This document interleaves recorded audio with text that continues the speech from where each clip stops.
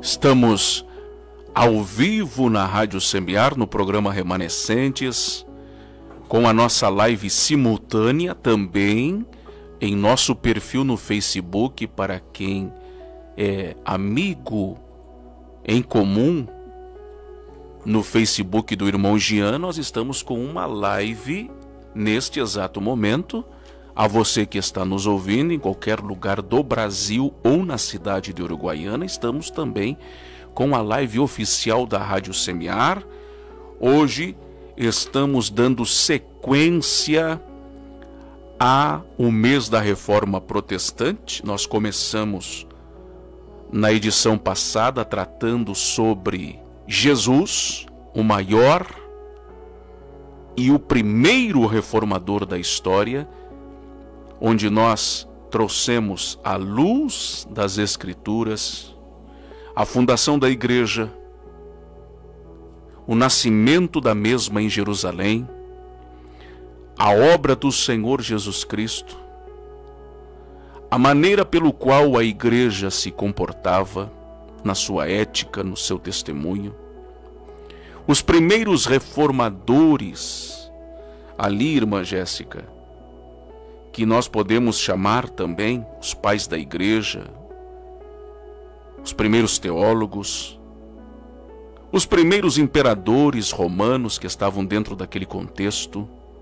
Tudo isso foi explicado, da fundação da igreja em Jerusalém até o século III, quando nós terminamos falando à audiência que neste programa de hoje nós daríamos a sequência quando ocorre a união entre a igreja e o Estado, na suposta conversão do imperador romano Constantino, que vai acontecer de forma oficial em 324 depois de Cristo.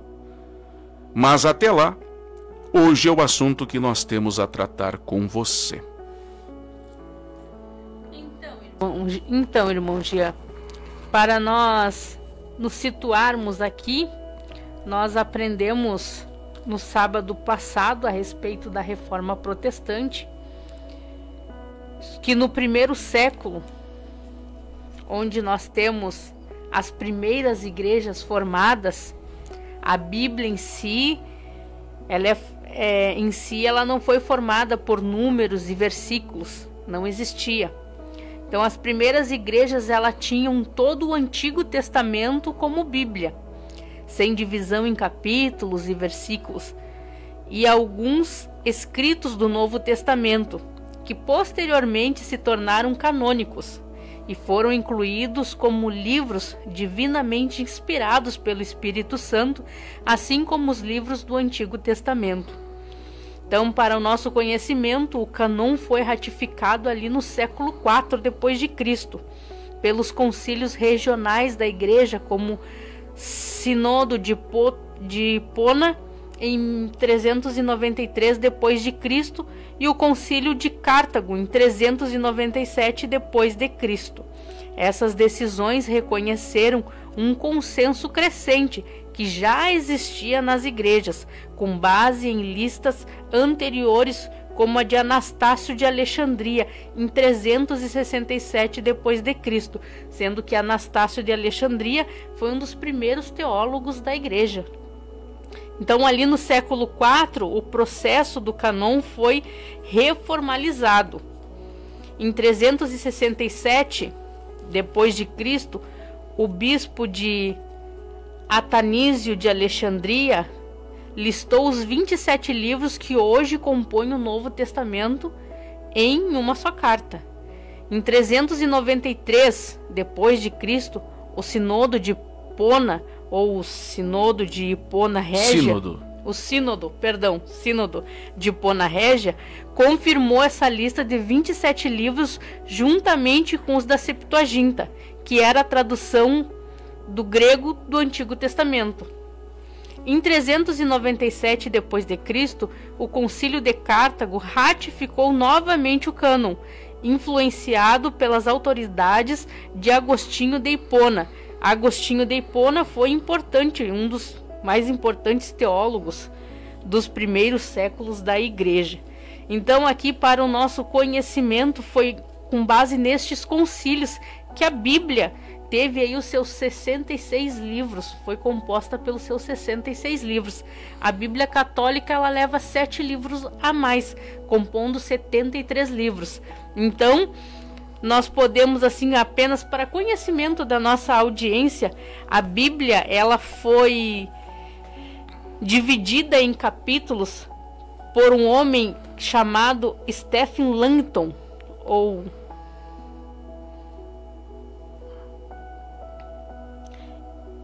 um arcebispo de Canterbury, se eu pronunciei corretamente a cidade, em 1214, já na nossa era cristã. E depois por Robert Estienne, um impressor francês, em 1551, a Bíblia ela foi dividida por versículos.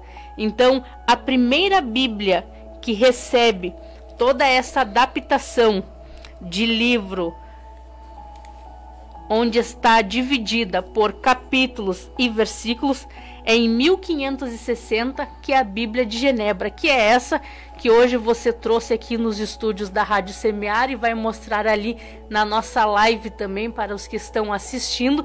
Esta foi a primeira Bíblia, então, a receber as divisões em números e capítulos, versículos, que é a Bíblia de Genebra, que foi escrita em 1560. Essa é a primeira Bíblia de estudo que você tem notícias, irmã Jéssica, a Bíblia de estudo de Genebra. Exatamente, irmão Jean. Então, baseado nessa introdução que a Bíblia, que os antigos, as primeiras igrejas não tinham uma Bíblia formada com capítulos e versículos, mas que a primeira igreja ela tinha o todo como o Antigo Testamento e alguns escritos do Novo, eu faço a pergunta para que tu possa nos esclarecer aqui nessa noite e para aqueles que estão nos ouvindo, se além destes escritos, a igreja tinha algum outro escrito onde ela baseava a sua fé, e se tinha algum outro escrito, qual era esse escrito? Então vamos recapitular. A igreja nasce em Jerusalém, portanto, teologicamente eu posso dizer assim, irmã Jéssica, a capital do Evangelho é Jerusalém. Ali nasce a igreja, através do sangue derramado do Senhor Jesus Cristo, ela é fundada. E a sua inauguração vai acontecer em Atos dos Apóstolos, capítulo de número 2, com a descida do Espírito Santo. A igreja, conforme o livro de Atos dos Apóstolos, que também pode ser chamado como Atos do Espírito Santo, ali nós temos o desenvolvimento da igreja que o Senhor Jesus fundou. Quando nós lemos em Atos dos Apóstolos, capítulo de número 2, dos versículos 42 ao 47, eu gostaria que você fizesse essa leitura para a nossa audiência, porque ali nós temos o modelo da igreja perfeita. Atos dos Apóstolos, capítulo de número 2, versículos 42 ao 47. É partindo dos textos bíblicos que você que está ouvindo o programa Remanescentes notará o quanto a igreja, seja a romana quanto a evangélica, estão afastadas do verdadeiro evangelho. Vamos à leitura, por favor, irmã Jéssica. Atos 2:42. E perseveravam na doutrina dos apóstolos, na comunhão, no partir do pão e nas orações.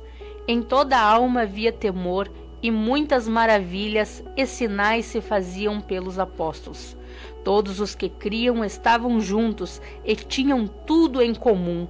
Vendiam suas propriedades e bens e repartiam com todos, segundo as necessidades de cada um, perseverando unânimes todos os dias no templo e partindo pão em casa, comiam juntos com alegria e singeleza de coração, louvando a Deus e caindo na graça de todo o povo, e todos os dias acrescentava o Senhor à igreja aqueles que se haviam de salvar. Conforme Atos dos Apóstolos, capítulo de número 2, dos versículos 42 a 47, a maioria, infelizmente, das igrejas evangélicas, que deveriam dar o exemplo, porque elas nascem justamente daquilo que ocorre em 31 de outubro de 1517. A primeira igreja dita protestante, e que poderia se autodenominar evangélica de modo oficial, foi a Igreja Luterana, que será fundada em 1523 pelo próprio Martinho Lutero. E dali surgem as outras igrejas: Igreja Batista, a Igreja Presbiteriana, Igreja Metodista, Igreja Exército da Salvação, até chegar nas igrejas pentecostais, Assembleia de Deus, Congregação Cristã do Brasil. Temos a segunda onda do pentecostalismo, aí surge Igreja do Evangelho Quadrangular, o Brasil para Cristo, Igreja Pentecostal Deus é Amor, até surgir as igrejas neopentecostais no Brasil, Igreja Universal do Reino de Deus, Igreja Internacional da Graça de Deus, e assim por diante. Mas é ali do que ocorre em 31 de outubro de 1517 que, de forma oficial, podemos dizer, que surge a primeira igreja dita evangélica, que é a Igreja Luterana. Essa é a primeira igreja de forma oficial legalizada que será fundada, irmã Jéssica. Agora, por que todas estas igrejas, infelizmente, não leem Atos dos Apóstolos, capítulo de número 2 e versículos 42 ao 47, para os crentes, para os membros? Porque ali está o modelo perfeito de uma igreja que não deveria arrecadar para si, não deveria entesourar, não deveria guardar os seus tesouros, mas antes repartir a todos em comum acordo. Aqueles que tinham mais posses, conforme Atos dos Apóstolos, capítulo de número 2, versículos 42 ao 47, estes devolviam aos pés dos apóstolos. Estes agora, os apóstolos, dividiam com aqueles que eram os mais pobres. E o texto continua dizendo que todos eram unânimes no partir do pão. A pobreza estava totalmente erradicada no meio dos cristãos primitivos. Porque o modelo a ser seguido era Jesus. E o próprio Senhor Jesus disse em vida: e o Filho do Homem não tem onde reclinar a sua cabeça. E o Senhor Jesus tinha compaixão pelos pobres. Trocava as lindas mansões, já sofisticadas em Jerusalém, as festas da grande elite, para se assentar no meio de pobres e pecadores. Jesus era extraordinário. Jesus era incrível. Jesus era inesquecível em suas palavras, em suas ações, em suas atitudes. Ele deixou o bom exemplo. O colegiado dos 12 apóstolos, que anteriormente, na época de Jesus, eram discípulos, mas após a ascensão de Jesus ao céu, se tornam agora apóstolos. Agora eles estão preparados por 3 anos e meio, eles foram treinados pelo maior homem que já existiu, o Senhor Jesus. A igreja deveria seguir esse modelo, irmã Jéssica. Não deveria haver desigualdades no meio da igreja. Não deveria acontecer acepção. Não deveria em nosso meio, por exemplo, ao mesmo tempo em que eu estou aqui falando, dentro desse estúdio, muitos dos meus irmãos, irmãs em Cristo Jesus, estão enfrentando enormes dificuldades. Detalhe, são crentes, salvos em Cristo Jesus, mas foram abandonados, esquecidos, jogados ao ostracismo. Alguma coisa aconteceu E a igreja evangélica retrocedeu. E eu quero dizer a você que hoje, à luz da Bíblia, à luz da história, não existe uma igreja evangélica em solo brasileiro, irmã Jéssica, que seja exemplo a ser seguido. Infelizmente, o que nós temos são pessoas com boa intenção dentro destas igrejas. Pessoas que estão lutando pelo bom e verdadeiro evangelho. Mas a instituição com CNPJ, a instituição como sistema, a instituição como organização, falhou no processo. Portanto, se nós temos uma igreja apóstata à luz da história, que é a igreja romana, nós temos a filha dessa igreja apóstata, que se chama igreja evangélica. E o mesmo Deus, irmã Jéssica, que tratou com a igreja romana, é o mesmo Deus que está tratando com a igreja evangélica. Porque Atos dos Apóstolos, capítulo de número 2, versículos 42 ao 47, é algo que a igreja evangélica não cumpre. O que ela está ensinando em solo brasileiro? O que a igreja evangélica está praticando? Hoje, nós temos uma conversa muito séria à luz da verdade com você. Pode continuar, por favor, irmã Jéssica. Então vamos lá para a segunda pergunta. Nós sabemos que a reforma ela não começou ali em Martinho Lutero, pregando as suas 95 teses na igreja de Wittenberg, mas ela começa em Jesus, confrontando o sistema religioso em Israel. Uma vez que a religião ela estava afastada de Deus, desde a sua adoração e sacrifício no templo, que estavam corrompidos e contaminados pelo pecado de uma forma generalizada. Do Adão caído dentro do Éden até a manifestação física de Jesus Cristo, não havia reforma espiritual. O que havia eram homens, como reis, sacerdotes, profetas, que apontavam para Jesus Cristo. Portanto, Jesus é o cumprimento da profecia de Gênesis 3,15, que nos diz assim: E porei inimizade entre ti e a mulher, e entre a tua semente e a sua semente. Esta te ferirá a cabeça, e tu lhe ferirás o calcanhar. Então essa é a promessa da redenção da humanidade através do sacrifício perfeito de Jesus na cruz. Foi a partir do sangue derramado que se inaugura a primeira reforma na terra. Isso nós aprendemos no sábado passado, aqui no programa Remanescentes, quando o irmão Jean trouxe o primeiro estudo sobre a reforma protestante. Então, sendo assim, não é mais através do sacrifício, ofertas ou votos. O único meio de se reconciliar com Deus, ser perdoado por Deus, é através do sangue inocente que Jesus derramou na cruz para a remissão dos pecados de todo aquele que nele crê.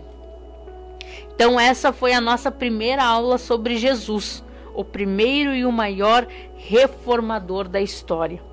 E hoje o irmão Jean vai ensinar a partir da união entre a igreja que é criada pelo imperador Constantino e o próprio Império Romano, ou seja, é a união da igreja e o Estado, que aconteceu ali no século IV.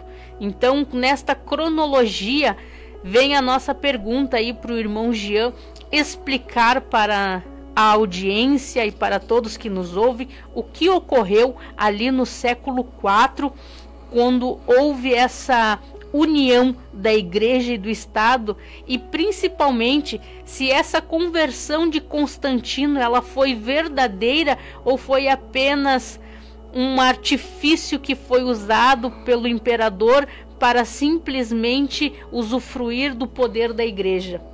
Então, se tu puder nos dar essas explicações, irmão Jean, para a amada audiência. Muito bem. Então, nós vamos partir aqui sobre essa misteriosa união entre a igreja. E aí já fica uma pergunta: era a igreja fiel de Cristo que estava associando-se ao Estado? Porque agora a igreja ela vai fazer uma aliança com o Império Romano a partir da suposta conversão do imperador Constantino. Então vamos à história. Vamos trabalhar à luz da história que está narrada nos principais livros biográficos que tratam acerca do assunto. Então, recapitulando a primeira aula do programa Remanescentes, na edição passada, devemos fazer algumas pontuações. Da fundação da igreja até a conversão do imperador romano Constantino no século IV, houve terríveis perseguições do Império Romano contra os verdadeiros cristãos. Nos primeiros séculos, após a fundação da igreja em Jerusalém, surgiram os pais da igreja, os pioneiros da teologia cristã, homens capacitados pelo Espírito Santo a preservar a sã doutrina, a defender e a combater os ensinos distorcidos que estavam se infiltrando no meio da igreja. Tanto o gnosticismo quanto as heresias foram brilhantemente combatidas à luz das Escrituras pelos nobres teólogos primitivos. Tudo isso foi explicado na primeira aula do programa Remanescentes a respeito da Reforma Protestante no sábado passado. Ainda no primeiro século, surge o Credo dos Apóstolos, que divinamente foi a crença escrita em que todas as igrejas formadas baseavam a sua fé e devoção. Aí eu respondo a ti, irmã Jéssica. Qual era a Bíblia da igreja primitiva? A Bíblia da igreja primitiva, aquela que ela carregava para o culto, que ela tinha como crença, eram os escritos do Antigo Testamento. Na fundação da igreja, não havia compilação de forma definitiva do Novo Testamento. É por volta de 40, 50 anos depois de Cristo, já com a igreja estabelecida, que começam os escritos do Novo Testamento a serem enviados para todas as igrejas formadas naquela época. Por exemplo, os 4 evangelhos, a saber, Mateus, Marcos, Lucas e João, os escritos do apóstolo Paulo, do apóstolo Pedro.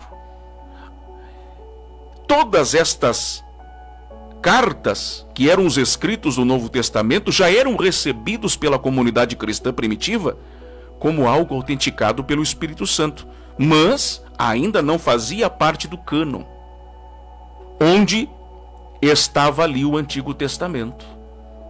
Então a igreja primitiva tinha o Antigo Testamento como divinamente inspirado pelo Espírito Santo, e ao mesmo tempo os escritos dos apóstolos já estavam sendo bem recebidos e considerados também com a mesma autenticação, mas faltava a formalização oficial para que o Novo Testamento fosse também considerado como Bíblia Sagrada.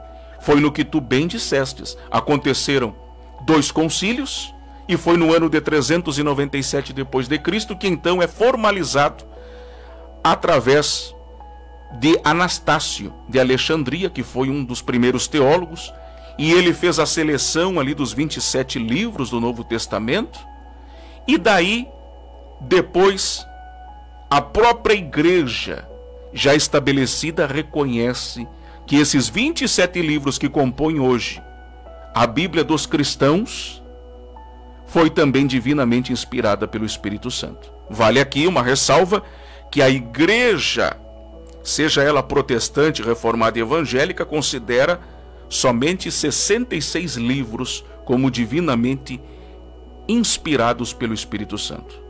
Já a igreja católica reconhece que são 73 livros, ou seja, 7 além dos 66 livros, como sendo de autenticidade canônica, como é dito no meio acadêmico teológico. Então, estes 7 livros a mais, que qualquer tradução da Igreja Católica reconhece, os cristãos reformados, protestantes e evangélicos não reconhecem como autenticidade divina. Isso é importante nós ressaltar. Então, naquele contexto ali, além do Antigo Testamento, então nós tínhamos no primeiro e segundo século, e meados do terceiro século ainda, os escritos do Novo Testamento, não ainda dentro de uma formalização oficial. Junto a isso, o chamado credo apostólico. E o que é o credo apostólico? O credo apostólico, ele se desenvolveu a partir de pequenas confissões batismais empregadas nas igrejas dos primeiros séculos.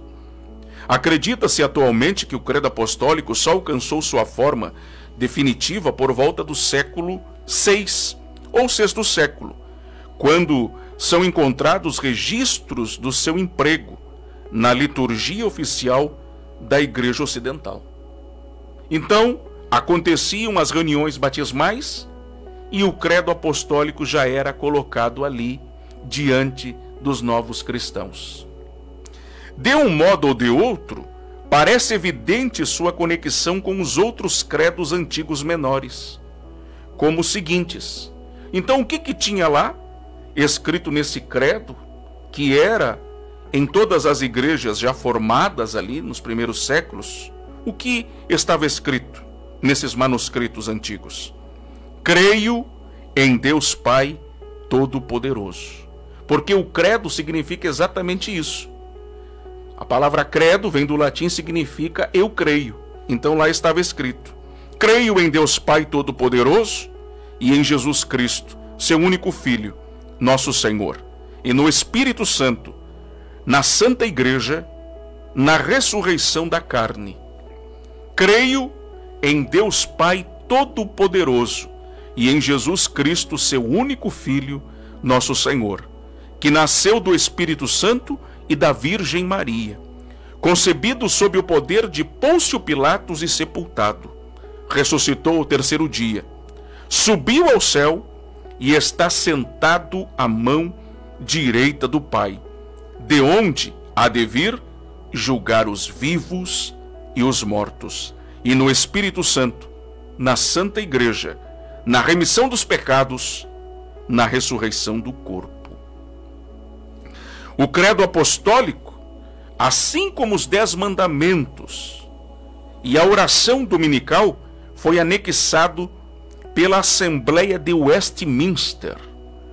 A conhecidíssima, irmã Jéssica, Assembleia de Westminster, ao Catecismo, não como se houvesse composto pelos apóstolos, ou porque deva ser considerado escritura canônica ou inspirada, mas por ser um breve resumo da fé cristã, por estar de acordo com a palavra de Deus e por ser aceito desde a antiguidade pelas igrejas de Cristo.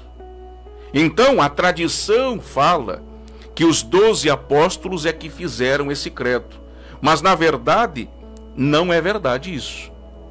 O que aconteceu? Esse credo era como se fosse algo que os cristãos estavam preservando daquilo que eles tinham ouvido da própria boca dos apóstolos. É como se os apóstolos dissessem aos primeiros cristãos: vocês devem ter Deus como Pai, a Jesus como seu único Filho, a Igreja como santa, ao Espírito Santo como substituto de Jesus na sua missão até a volta do Senhor. E assim por diante, irmã Jéssica. Esse era o papel desse credo apostólico, que era um escrito. E podemos aqui dizer que ele era teológico, porque ele era baseado nos ensinos do Senhor Jesus. Isso nós também precisamos destacar para a nossa audiência. Eu agora vou fazer a leitura do texto do credo apostólico em português. Isso é uma relíquia, irmã Jéssica, que de forma gratuita no programa Remanescentes, aqui na Rádio Semiar 88.1 FM, na cidade de Uruguaiana, no interior do Rio Grande do Sul, na República Federativa do Brasil, você está tendo acesso, sem nada ser cobrado por isso. O conhecimento é gratuito. E nós trouxemos um material de qualidade teológica, a você, porque você é o que faz o programa Remanescentes estar no ar. Então, o que está lá no texto do Credo Apostólico em português? Creio em Deus Pai Todo-Poderoso, Criador do céu e da terra. Creio em Jesus Cristo, seu único Filho, nosso Senhor, a qual foi concebido por obra do Espírito Santo. Nasceu da Virgem Maria. Padeceu sob o poder de Pôncio Pilatos. Foi crucificado, morto e sepultado. Ressurgiu dos mortos ao terceiro dia. Subiu ao céu. Está sentado à direita de Deus, Pai Todo-Poderoso, donde há de vir para julgar os vivos e os mortos. Creio no Espírito Santo, na Santa Igreja Universal, na comunhão dos santos, na remissão dos pecados, na ressurreição do corpo, na vida eterna. Amém. Isso aqui é um escrito que eu estou lendo em língua portuguesa, irmã Jéssica, que data do 1º século, pastor Leonardo. Há mais ou quase 2000 anos atrás. Isso aqui é uma relíquia histórica e arqueológica do que era ensinado dentro das igrejas primitivas. Porque ali a igreja não tinha CNPJ, não tinha nome, não tinha placa. Não dizia igreja A, igreja B, igreja C. Não, era a igreja. Igreja. Onde a mensagem era sobre o Cristo, sobre a obra do Senhor, o sacrifício de Jesus. Agora eu pergunto para você, audiência, que é uma audiência inteligente, racional, que recebeu de Deus o discernimento, a compreensão dos fatos. Eu estou mostrando a você que há 2000 anos atrás não tinha petição de dinheiro. Não tinha envelopes sendo entregues nas mãos dos crentes primitivos. Não tinha desafios irresponsáveis. A mensagem, irmã Jéssica, não era sobre as coisas da terra. Era para relembrar a mensagem de Jesus. E havia deveres e obrigações. Os apóstolos deveriam seguir o modelo simples e humilde de Jesus, na sua ordem material, na sua maneira de viver, no seu vestir. Veja que o modelo é Cristo. Não havia, de forma nenhuma, lugar ou espaço para pompa, para soberba, para arrogância, para presunção, para adereços externos. Tudo era baseado unicamente nos ensinos que era da fonte. A fonte era Jesus. Tudo era perfeito. Tudo era tão lindo. Mas vamos continuar? Nessa ocasião, a igreja se defendeu das heresias através do cânon, do credo apostólico e da apostolicidade da igreja. O que era o cânon? Então nós tínhamos os escritos do Antigo Testamento, os escritos que circulavam como cartas do Novo Testamento, os escritos de Mateus, Marcos, Lucas, João, os escritos de Paulo, de Pedro, do apóstolo Tiago, até chegar no final do 1º século, os escritos do apóstolo João, sejam as suas cartas pastorais, como a maior de suas obras, que é a carta de Apocalipse, irmã Jéssica. E ainda ali, nesse contexto dos primeiros séculos, que surgiram homens como Irineu de Leão, Clemente de Alexandria, Tertuliano de Cartago, Orígenes de Alexandria. Esses homens fizeram parte do grupo chamado Pais da Igreja, ou Patrologia, os primeiros teólogos. Por que esses nomes são esquisitos, talvez desconhecidos para boa parte do público? Porque as igrejas preferem ensinar um outro evangelho, aquele que é anátema, aquele que é amaldiçoado, aquele que é fermento, aquele que é diabólico, mas que não é verdadeiro. Veja como está distorcido as coisas. Aí eu pergunto a você, será que as nossas igrejas realmente são bíblicas? Será que as nossas igrejas têm a palavra de Deus como a sua bússola? Igrejas que fazem do nepotismo um meio de sobrevivência familiar, essas igrejas são bíblicas, irmã Jéssica? Onde já se sabe que o pai, o filho, o neto, o sobrinho serão os sucessores desta igreja? Esta igreja é bíblica? Onde os obreiros dessas igrejas se deram em segundos, terceiros, quartos casamentos, essas igrejas são bíblicas? Onde, para ser levantado e separado ao ministério, pastor Leonardo, tem que ter um bom dízimo, uma boa função profissional? Quer dizer que estas igrejas são modelos para serem bíblicas? E os pobres que não têm posição? E os pobres que a contribuição deles é pequenina, que mais precisam de ajuda do que propriamente têm condições para ajudar a igreja? Como é que fica? Igrejas onde as congregações é somente os mais importantes que estão lá dirigindo, respondendo, cantando, louvando e pregando? Estas igrejas são bíblicas? Uma vez que os escândalos aumentam, onde o Ministério Público Federal, a Receita Federal, onde o governo federal, irmã Jéssica, chegou à conclusão das dívidas bilionárias dos maiores ministérios deste país, devendo bilhões de reais de sonegação de impostos. Isso são igrejas bíblicas que estão devendo bilhões para a União. Igrejas onde os pastores recebem de 12 a 15 salários mínimos, paga a água deles, paga a luz deles, combustível de graça, moradia de graça, estão recebendo 30 mil, 40 mil, 50 mil, jogando baixo, e as grandes lideranças ganhando 500 mil, até R$1 milhão por mês neste Brasil. Estas igrejas serão modelos de serem igrejas bíblicas à luz de Jesus, pelo amor de Deus. Ou somos ignorantes? Ou nós somos uma geração de idiotas, irmã Jéssica? Que não temos a racionalidade para perceber que foi feita uma lavagem cerebral e hoje muitos estão se vendendo por farelos que o sistema está jogando. É farelos, o sistema não está nem oferecendo cardápio, qualquer farelo jogado no chão e os homens já estão se vendendo em reuniões. Tudo porque eles preferem o destaque do que viver a verdade.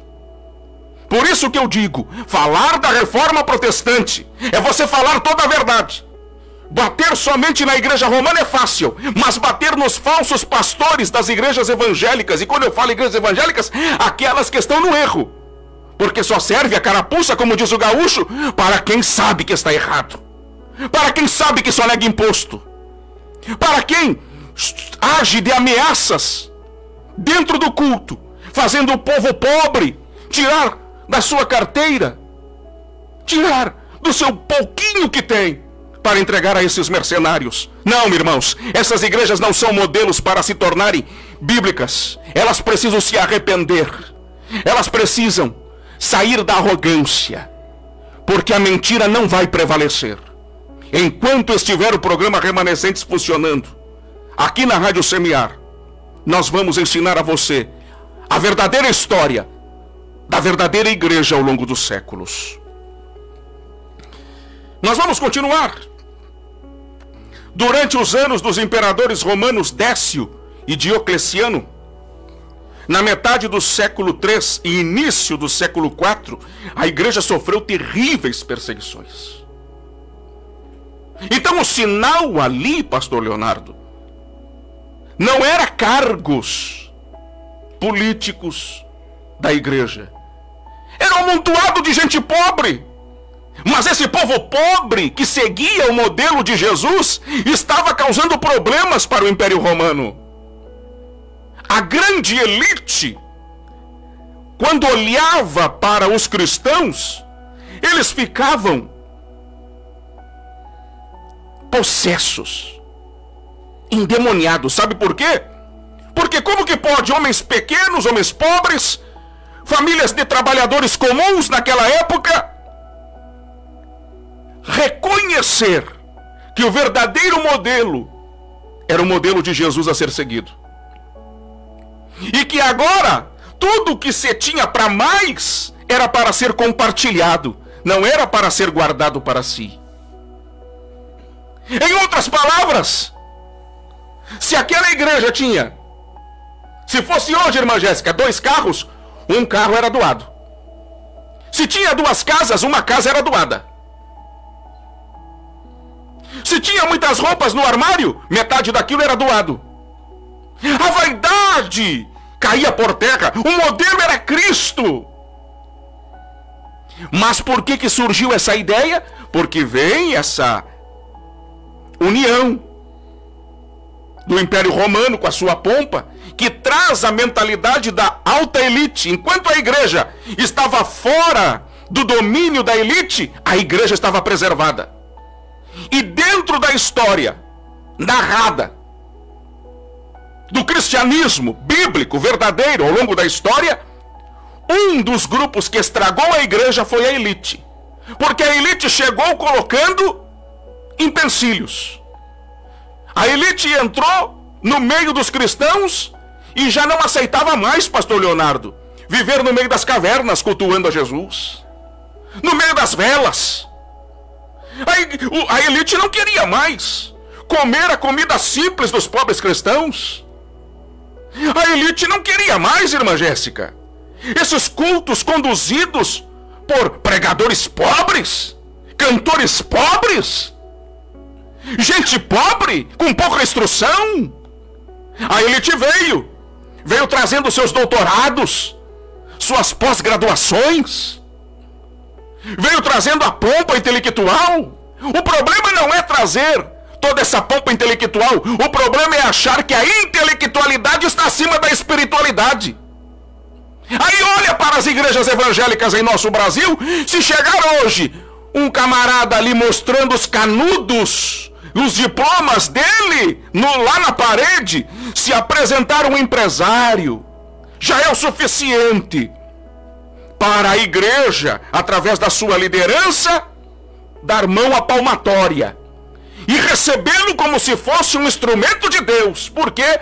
Porque o que vale é aquilo que ele apresenta, não é aquilo que ele é. Essa filosofia era uma filosofia herdada dos gregos, que julgava pela aparência, não pelo seu testemunho. Mas a igreja primitiva, ensinada aos modelos bíblicos e éticos do Senhor Jesus Cristo, ela não trabalhava pelo exterior, ela trabalhava pelo seu testemunho. Era diferente a abordagem de Jesus àqueles que ouviam a mensagem do Evangelho. Mas aí vai acontecer as perseguições, porque a igreja dos pobres, a igreja que era o modelo de Jesus, que não pensava naquilo que a traça e a ferrugem corrói aqui na terra, mas era uma igreja que expulsava demônios, que curava enfermos, que ressuscitava mortos, que capacitada pelos dons do Espírito Santo, nem os doutores conseguiam resistir àqueles homens cheios do Espírito Santo, nem os grandes filósofos gregos, aqueles que foram instruídos em toda a intelectualidade daquele tempo, resistiam ao ouvir homens simples, pequenos e pobres. Sim, é verdade, mas eram homens cheios do Espírito Santo. E um homem cheio do Espírito Santo, irmã Jéssica, não precisa de canudos e diplomas. Isso é apenas uma consequência. Entre os canudos e os diplomas, a presença do Espírito Santo é mais importante. E olha que eu não estou aqui negligenciando a parte acadêmica, mas eu não posso colocar, irmã Jéssica, os meus diplomas, os meus canudos, o meu conhecimento, a minha intelectualidade acima do poder do Espírito Santo. Fique tudo isso e seja queimado no fogo, mas se o Espírito Santo estiver nos meus lábios, é disso que eu preciso para ensinar a igreja à luz da Bíblia. Se o Espírito Santo estiver conosco, seremos bem-sucedidos para a glória de Deus. Então eram perseguições. A igreja não era vista como algo a ser beneficiado. A igreja estava causando problemas no mundo espiritual. Não era como hoje. A igreja galga as câmaras de vereadores, as assembleias legislativas dos estados, A igreja galga o Senado Federal, a Câmara Federal, o Planalto Federal. Por quê? Porque ela coloca os representantes do sistema, não é os representantes da igreja. Aí é que está o problema que ninguém percebe. O problema não é colocar alguém que diz que representa a igreja. O problema é que quem está lá representando não é o representante da igreja. Ali está um candidato que vai representar os interesses do sistema. É por isso que eles ficam se trocando, sabe de quê? De honrarias. O que mais se vê nesses últimos anos, pastor Leonardo, no Brasil, é o camarada que é vereador, que é deputado estadual, é deputado federal, ele é senador. Aí ele chama uma autoridade evangélica para dar para ele uma honraria. Por quê? Porque isso é herança de Roma. Isso é herança do Império Romano. Vamos dar presentes para os nossos. Vamos honrar os nossos. Aí eu pergunto para ti, irmã Jéssica, esse vereador que ganha aí 10 mil reais, esse deputado estadual que ganha mais de 30 mil reais, esse deputado federal que ganha quase 40 mil reais, fora as emendas parlamentares, que daí eles ficam milionários. Esses senadores ditos evangélicos, eles repartem com o povo comum aquilo que eles recebem de regalias? Como que eles podem dizer que estão representando a igreja se eles estão se enriquecendo em nome de Deus, usando a Bíblia Sagrada e se escondendo em nosso meio? É por isso que querem parar o programa Remanescentes. É por isso que o diabo se reúne sábado para domingo para tentar parar essa programação, porque a verdade está sendo dita diante de você. Porque o Espírito Santo não quer uma igreja alienada. O sistema se infiltrou no meio da igreja. Mas se o sistema fosse de Jesus, não é problema. Porque o sistema de Jesus é um sistema perfeito. Agora esse sistema de mercenário, de estelionatários na fé, esse sistema de falsos pastores, falsos profetas, falsos pregadores, falsos obreiros, esse sistema tem que cair por terra em nome do Senhor Jesus Cristo. Porque não provém de Deus e tampouco do Espírito Santo. Então, nesse tempo, as propriedades privadas, irmã Jéssica, eram confiscadas pelo Império Romano. Os lugares físicos onde os cristãos se reuniam eram totalmente destruídos. Os livros e os escritos cristãos foram queimados e os cristãos condenados à morte.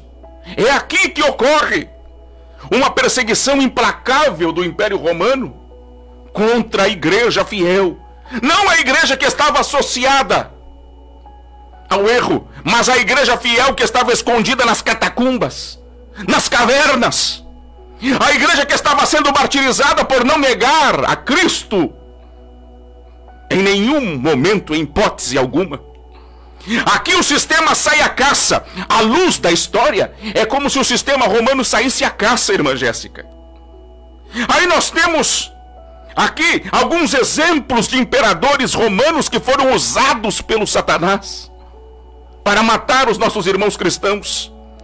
Por exemplo, o imperador Décio criou um decreto de que todos os habitantes do Império Romano deveriam adorar os deuses romanos para que a glória voltasse. Esse camarada aqui, o Décio, era lá na metade do século II para o século III que ele surge.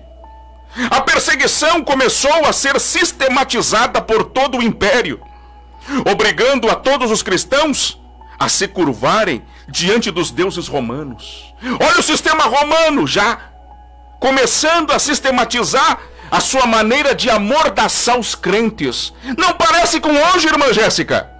Sabe o que é dito hoje? Não, esse tipo de mensagem é só o pastor que pode pregar. O senhor já ouviu uma dessas, pastor Leonardo? Imagina o senhor como pastor e alguém cheio do Espírito Santo dentro da sua igreja, pastor Leonardo.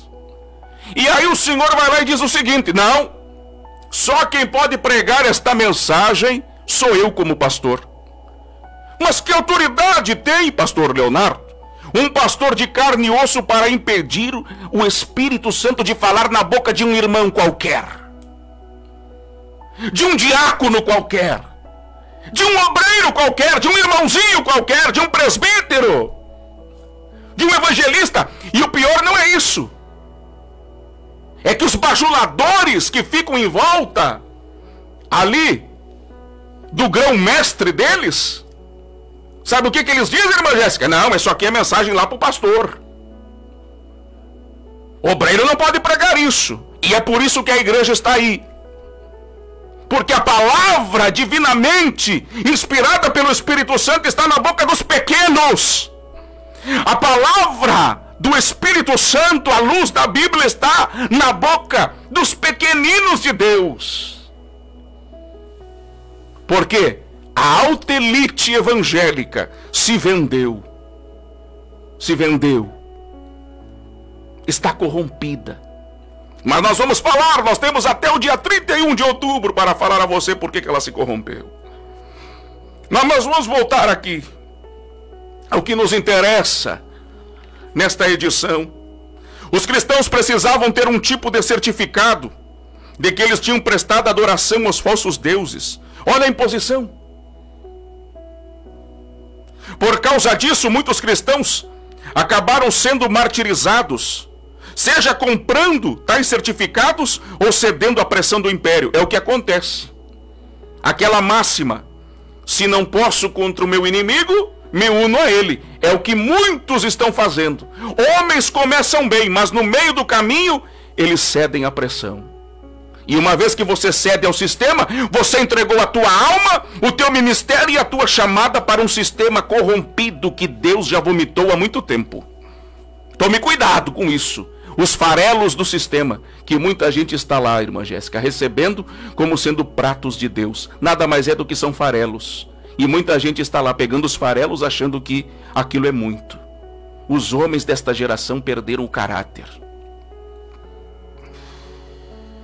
O imperador Diocleciano, que governou entre 284 a 305 depois de Cristo, esse vem na sequência do Décio.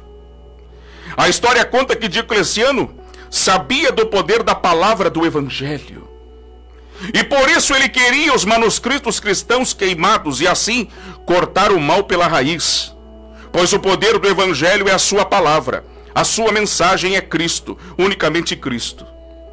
Veja que o próprio imperador, segundo a história, chamado Diocleciano, reconhecia que a igreja tinha algo que o Império Romano não tinha. O Império Romano tinha força, tinha exército, tinha ouro e tinha pompa. Mas tem algo que o Império Romano não tinha, irmã Jéssica. Sabe o quê? O poder da palavra.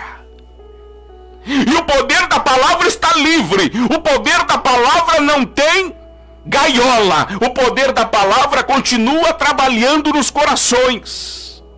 Mas tem uma geração de Diocleciano que está tentando impedir que o poder da palavra venha. Mas a palavra de Deus é maior do que o sistema.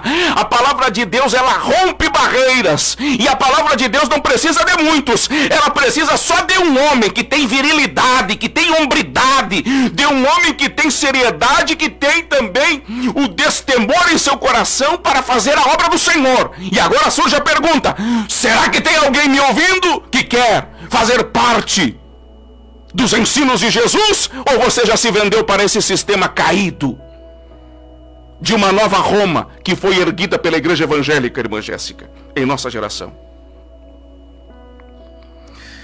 Tanto Décio e Diocleciano tinham como motivação a tentativa de reerguer o tempo áureo do Império Romano.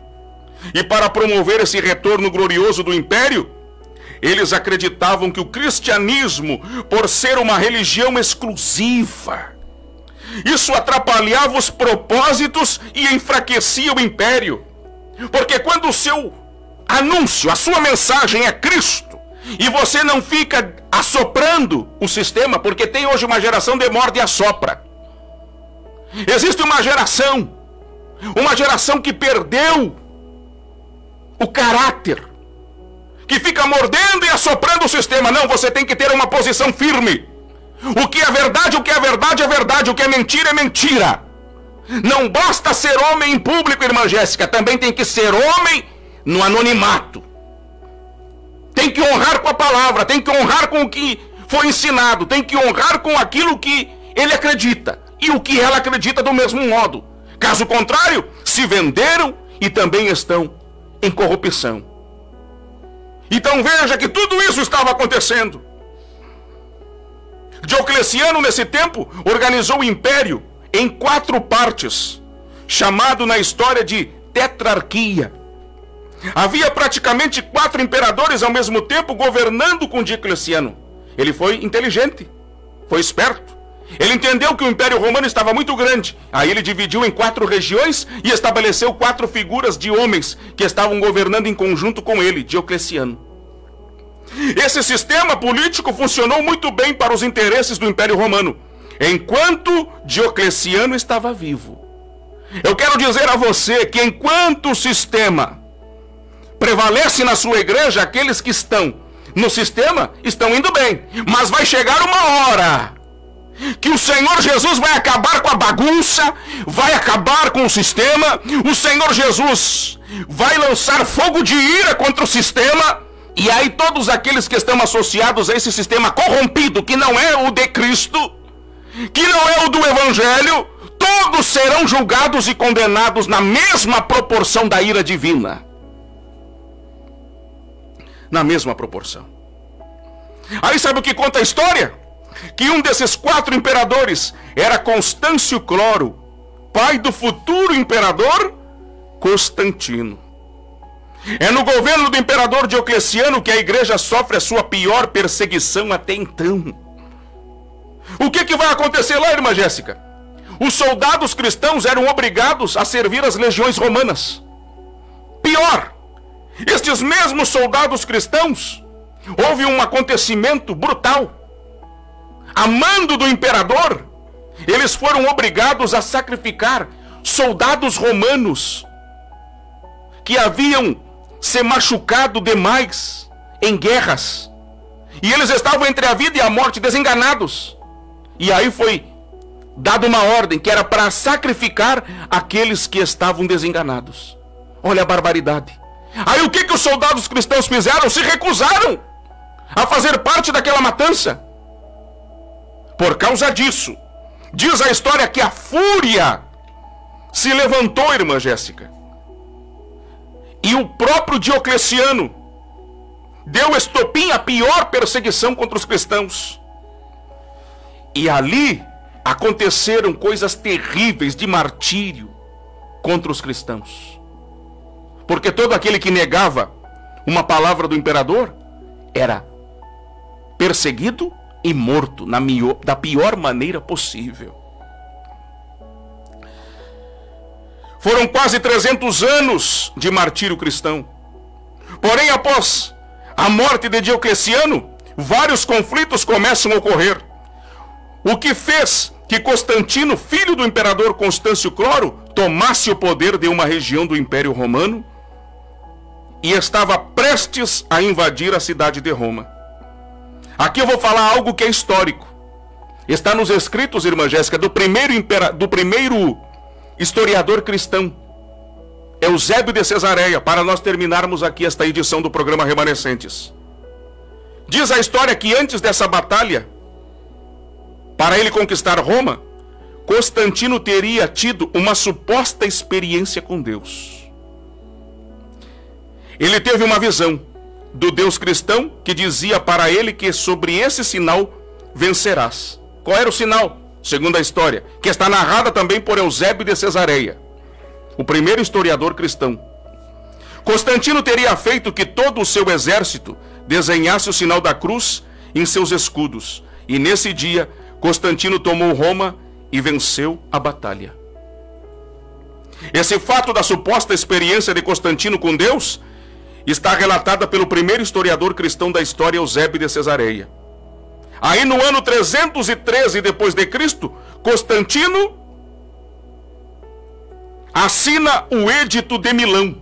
Aí é bom você buscar na história. Esse Edito de Milão vai dar liberdade a todos os cristãos. E eu vou terminar por aqui, irmã Jéssica, porque a partir desse edito de 313 depois de Cristo, Constantino ainda não estava convertido, porque essa conversão dele foi falsa, diga-se de passagem, já vou deixar bem claro, não é verdadeira, não é legítima. Não adianta as faculdades credenciadas pelo MEC, não adianta as universidades federais, não adianta os livros seculares querer dizer que Constantino foi um cristão. Não. Constantino usou o cristianismo para se beneficiar. E isso na próxima aula nós vamos ensinar à luz da verdadeira história, que não tem o filtro, irmã Jéssica, de pessoas que estão usando o cristianismo para desmentir os fatos históricos. E nós estamos aqui com os fatos históricos, onde as maiores autoridades teológicas e da história da igreja concordam com tudo que está sendo dito aqui no programa Remanescentes. Irmã Jéssica, temos aí as participações da nossa live para nós terminarmos. Foi um prazer estar com você até esse momento. Aqui temos as participações da nossa live simultânea da irmã Cláudia Ribeiro dando glória a Deus, a pastora Mônica Greco Tola dizendo louvado seja Deus, o pastor Adriano de Tola, o sistema quer abafar a igreja verdadeira e fiel, porém há a semente do sangue chamados remanescentes. Glória a Deus. Aí estão os relatos dos nossos irmãos. É importante que os pastores, como o pastor Adriano, pastora Mônica também participem, servos de Deus, irmã Cláudia Ribeiro dando glória a Deus. Isso fortalece a palavra, o evangelho este, que tem como único tema o Senhor Jesus Cristo. Muito obrigado a você que estava no perfil, no Facebook do irmão Jean. Até uma próxima, se Deus quiser. E agora nós vamos terminar a nossa edição. Irmã Jéssica, suas considerações finais. Vamos, em nome de Jesus, finalizar aqui esta edição, agradecendo a compreensão do pastor Leonardo Alves. Fica aí o nosso muito obrigado a você que ficou conosco até agora, 2 horas e 33 minutos dessa madrugada de domingo, ouvindo e aprendendo um pouco mais sobre a reforma protestante, ou seja, a verdadeira reforma. E no próximo sábado para domingo, com a permissão de Deus, nós vamos ensinar à luz da Bíblia que a maioria das igrejas evangélicas nada mais é do que a continuação da igreja romana que foi comprada lá pelo Império Romano. E que os verdadeiros remanescentes não fazem parte desse sistema. E que Jesus não vai buscar uma placa, mas um povo zeloso, temente de boas obras. Tome cuidado. Os Constantinos estão em nossa geração, mas ainda existe uma igreja fiel que não se cala, que não se vende e não está corrompida. Ela está lavada no sangue do seu único e suficiente Salvador, a saber, o nosso Senhor Jesus Cristo. Deus abençoe. Até uma próxima, se Deus quiser.